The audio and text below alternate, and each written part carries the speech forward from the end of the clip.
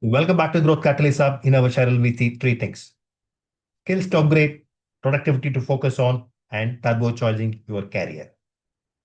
In this episode, we are going to look at what kind of feedback do you seek, actively seek. Feedback is not something that you let go, and feedback is not something which happens once a year during the appraisal time, but feedback is something that you actively seek from people, from your managers, from people whom you are working with, people who you are colleagues, people where you are doing projects as a team, especially from your manager.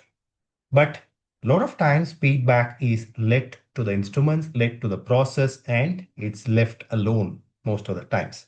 Even in those times where you are sometimes seeking feedback, or sometimes where your manager is wanting to give you feedback, and these are called one-on-ones. When you sit in that meeting, you don't really know what to actively seek out for. What do we ask? And what are the things that I should ask for? What are the dimensions? What are the questions? And what are the things that I should actively seek feedback on? That is what we are going to look at in this episode.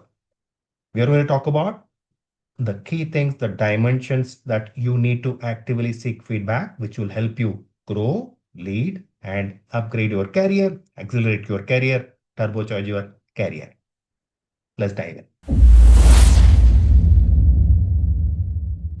Then comes section 5, which is all about leadership and influence. This is a very, very important section because this will tell you whether people accept you and look up at you as a leader. The first question in this is a very simple: how do I show leadership in my current role? Very straight question. Okay, you are not conferred the title of the leader, you are not the manager, you are not the managing director of the company, but the titles don't mean anything in most of the times. Titles only give you authority, titles a formal authority, but titles don't really give you that informal authority, informal influence that comes with experience, expertise, and the ability to take calls whenever they are required. You're asking for the influence question. You're asking for, am I exerting the leadership equivalent influence whenever that is required? And what is the equivalent of that leadership? And how do I exhibit in my current role? People will tell you, okay, these things happen. These are the questions. These are the situations when you are expected to take calls. And if you take calls, you are already exhibiting leadership. That's exactly what you want to hear. And when you ask this question of how do I exhibit leadership in my current role, you are telling people that you are able to and willing to take leadership, and tell me what needs to be done from my end to become that leader that I always want to be, I can be. The next one is getting a little more feedback in the same question. You should ask them, what are the things that I'm doing naturally? What are the traits that I exhibit already in terms of leadership? Versus, what are the areas that I'm not demonstrating the leadership traits where I need to work on? This allows people, gives them license to tell you what leadership traits that you are already exhibiting. Probably you are taking good calls. Probably you are collaborating with people. And what are the areas that you need to work on? Probably your communication is not very clear. Probably you are buckling under pressure. Probably you need to stand up to others. Maybe you are getting pushed over. People will tell you where you are doing well in terms of leadership. People will also tell you where you are not doing so well in terms of leadership, where you need to work on. The next one is all about feeling. The question is, do I make people around me feel better?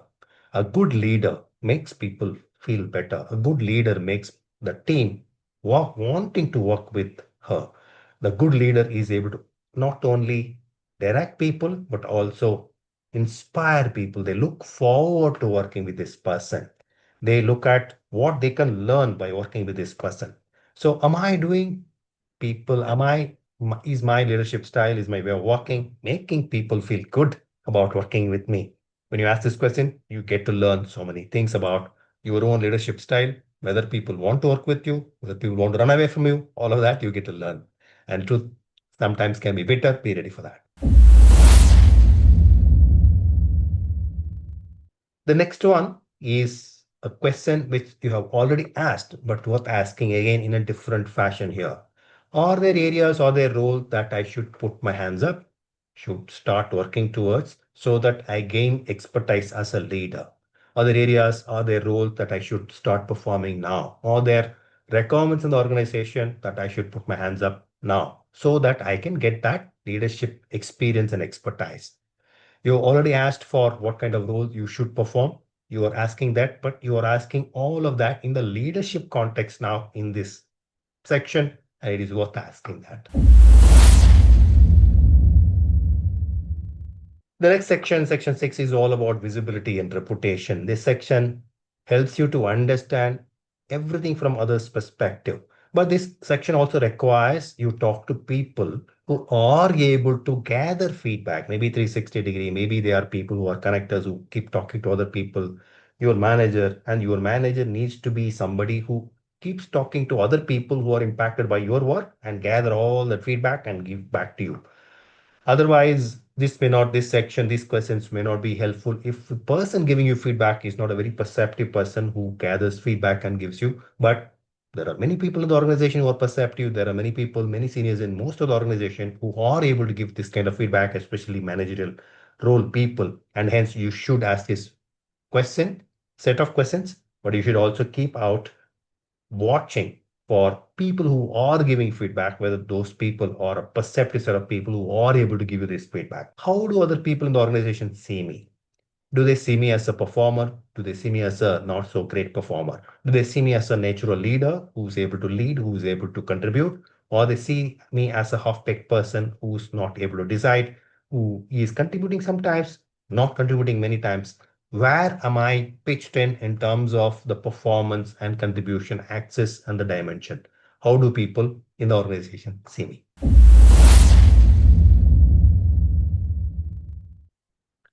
The next question is my work known and is valued by most people? Who are impacted by your work, you should know. And are they valuing your work?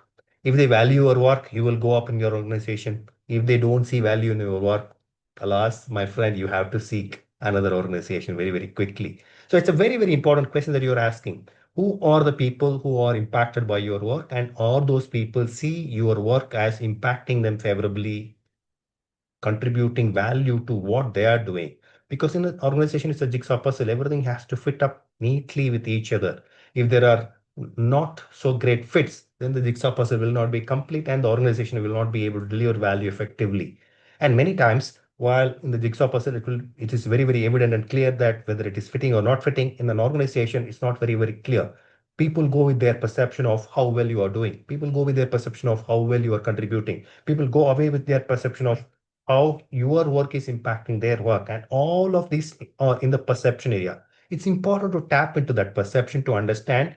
You may think that you are discharging your role very, very effectively, but to people who are impacted by your work, what are they also saying you in the same manner? Very important to understand. This question will unearth all of that. So please ask that, please make notes, please understand where to bridge the gap if there are any. What should I do to improve my reputation and influence? When you ask this question and when you understand this, you are able to understand what are the two, three things that people think you should be doing. When you ask this question around with different people, starting with your manager, you will be able to understand the perceptual issues in play. And perception is the reality. Perception is the only reality. Whatever people think of you is what you are actually performing in the organization, irrespective of whether that is actual one or mere perceptual one. If the perception is very different from what you're actually doing, then you need to correct that perception. Where is this perception formed? Why is the perception formed? You are working, you are as off, you are working 8 hours a day, 9 hours a day, 10 hours a day. You are working very, very hard. But if people think that you are shirking your duties, you are lazy bum, why and where is this perception getting formed? You need to address it very, very urgently. So when you understand how people are thinking about you and what people think you should be doing, that helps you to handle that lever very, very effectively. The next question is, how can I better showcase my contribution to the organization without being seen as a bragging person? Why is this question important? It is important because your work, unfortunately, does not speak for itself. You have to speak out for your work. So there's all this talk of keep your head low, Let your work speak for yourself. Work hard and the work will start speaking for yourself. All that is nonsense. You are the only person who has to take charge of your career. You are the person who has to take care of what your work is. You are the only person who can also talk about your work. Who better than you? So you should be able to stand up and talk about what are the things that you have contributed, but you should do so in a manner which is not seen as a bragging manner. So you need to find levers. You need to talk to people who are perceptive. You need to talk to seniors who are empathetic, sympathetic towards you, and get feedback on, okay, I don't know how to talk about my work. I don't know how to showcase my work, but I would want to. Who doesn't? I would want to, but how do I do it in this organization, within the cultural context of this organization, so that I don't come across as somebody who's bragging. Get feedback on this. It will help you to work on how to pitch your work, how to showcase your work, how to be visible in the organization. Otherwise, you will be completely lost. You will be invisible. You may be working 14 hours days and nobody would have noticed you. So ask this question, get the feedback. Very, very important feedback. I've given you about 30 questions. I've given you in 9 different sections. I'm sure you would have noted down. I'm sure you have reflected about it. This all sequenced in a manner which starts with your alignment in terms of how people see you and how you see yourself in the self-awareness dimension, going all the way to a leadership dimension, all the way to what you need to do here and now about where you want to go. When you ask all of these questions, and don't restrict yourselves to asking questions to your boss, don't restrict yourselves to that annual appraisal. Have a cadence of sitting with your boss at least once a quarter, if not a monthly basis.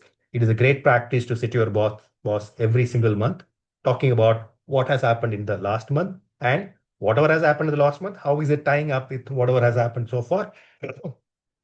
And how is it all tying up with the future? It's a great practice to do this once a month, but at least once a quarter. Definitely, definitely, definitely once in 6 months. Don't leave it to once a year appraisal process. Also seek out feedback from people around you, not just the boss. People who you work with, people who are your project teammates, people who are in other sections, but you have coffee with. All these people are seeing you day in and day out. All the people can give you feedback, which can be absolute gold dust. Go after it, get feedback, use that feedback, think, reflect, demonstrate that you are taking the feedback seriously. And the only way to demonstrate is actually improving on the feedback, taking the feedback seriously and working on the feedback, going back to people, thanking them and saying that you are working on these 2 dimensions, these 3 dimensions, this specific feedback that they have given you. They will be very happy. They will actually look out for you. And when people start looking out for you, you are in the right place. You are in the right trajectory to go up and accelerate your career. This is the very, very effective way to turbocharge your career. Go ahead, turbocharge it. We will see you in our next episode.